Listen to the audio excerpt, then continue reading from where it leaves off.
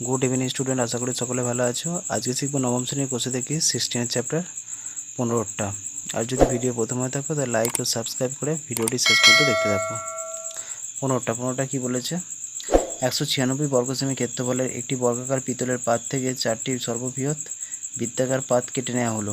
প্রতিটি বৃত্তাকার পাতের পরিধি হিসাব করি। একটা বর্গক্ষেত্রকার পাত নেওয়া হয়েছে, সেই পাত থেকে সর্ববৃহৎ 4টে বৃত্তাকার পাত কেটে নেওয়া হয়েছে। এবার যে 4টে বৃত্তাকার পাতটা কেটে নেওয়া হয়েছে বর্গক্ষেত্রটা থেকে, তার পরিধি কত সেটা তোমাকে বার করতে হবে। তাহলে বর্গাকার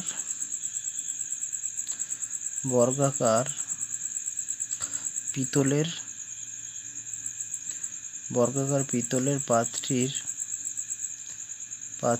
ক্ষেত্রফল,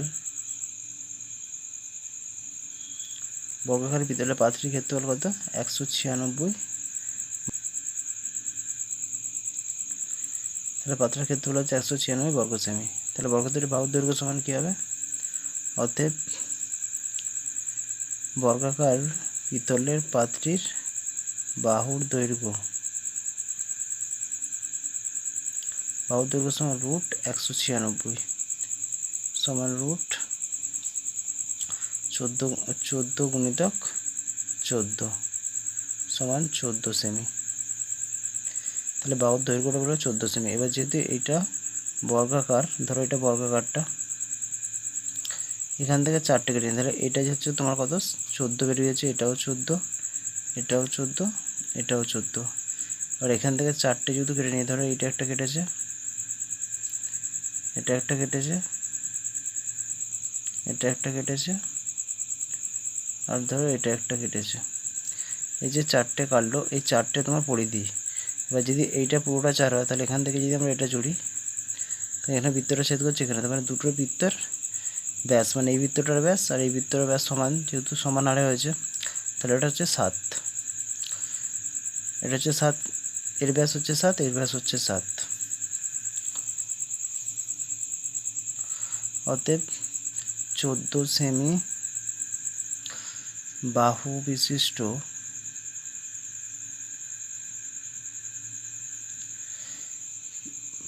বর্গাকার পাত থেকে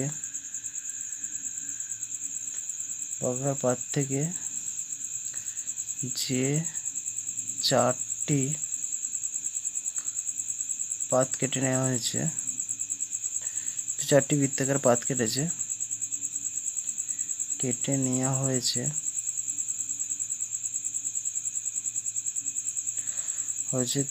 তার ব্যাস সমান কত হবে? ব্যাস 14/2 সমান 7 সেমি। তাহলে ব্যাস হচ্ছে 7 সেমি, কারণ এটা পুরোটা 14, যদি দুটো তাহলে এর 7, এর 7। এবার তোমাকে যদি পরিধি বার করতে বলেছে, তাহলে তোমাকে কী করতে হবে? ব্যাসার্ধ বার করতে হবে। অতএব প্রতিটি বৃত্তাকার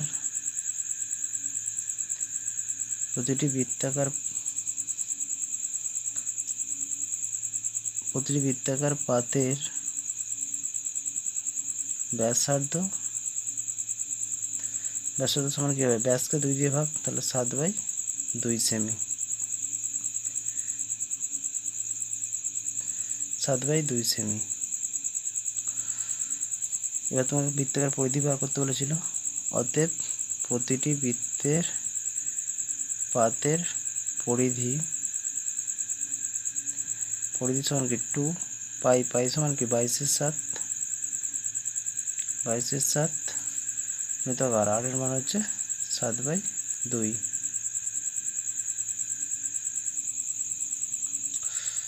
7 কাটা, 2 কাটা, সমান 22 সেমি।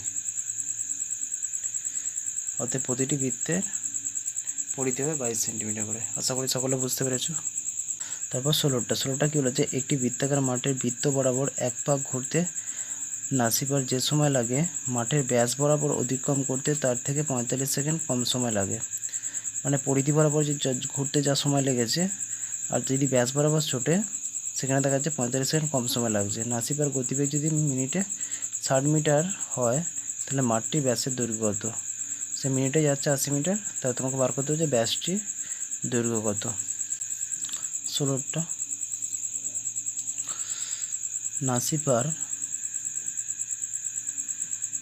নাসিপার গতিবেগ মিনিটে 80 মিটার, তাহলে 1 মিনিটে যাচ্ছে 80 মিটার।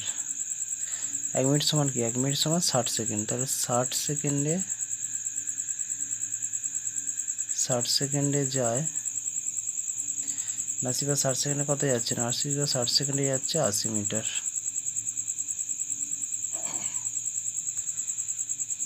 তাহলে 1 সেকেন্ডে যাচ্ছে কত? 1 সেকেন্ডে যায় 80/60, আর হচ্ছে 45 সেকেন্ডে যায়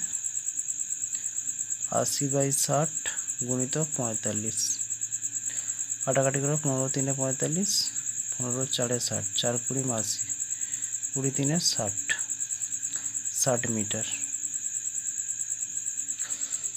তাহলে 60 মিটার, তাহলে নাসিপার 45 সেকেন্ডে যাচ্ছে কত মিটার? 60 মিটার। এবার তোমাকে বলে যে ব্যাসের দৈর্ঘ্য কত। তাহলে কী বলেছে? দুটোর মধ্যে যে পার্থক্য, মানে পরিধি বরাবর ঘুরতে 45 সেকেন্ড কম সময় লেগেছে, তাহলে 45 সেকেন্ড কম সময় লাগা মানে 60 মিটার কম যাওয়া। ধরি বৃত্তটির ব্যাসার্ধ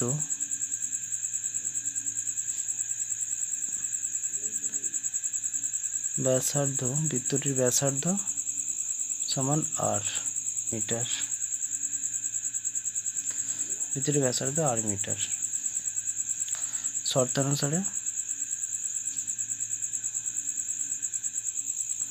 শর্তানুসারে বৃত্তের পরিধির থেকে ব্যাস বরাবর যেতে 45 সেকেন্ড কম সময় লাগছে, 45 সেকেন্ডে কত যাচ্ছে? 80 মিটার যাচ্ছে। তাহলে 2πr - 2r = 60। এবার এখান থেকে কমন নাও, বা 2r কমন যাচ্ছে, 2r কমন গেলে থাকছে কি? পাই মানে 22/7, আর এখান থেকে 2rই চলে যাচ্ছে, তাহলে 1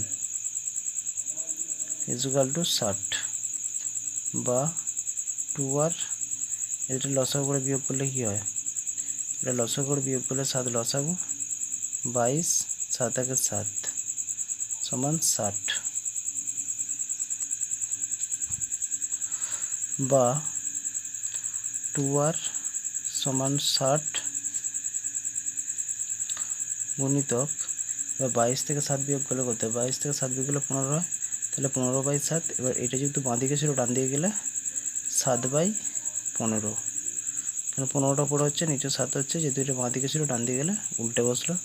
15 4 60, 4, বা 2r সমান 4 7 28 মিটার। এবার 2r সমান কেমন হয়েছে? বৃত্তের ব্যাস সমান 2r, তাহলে 2r সমান 28 মিটার বেড়েছে, অর্থাৎ বৃত্তটির ব্যাসের দৈর্ঘ্য হচ্ছে 28 মিটার। আশা করি সকলে বুঝতে পেরেছো।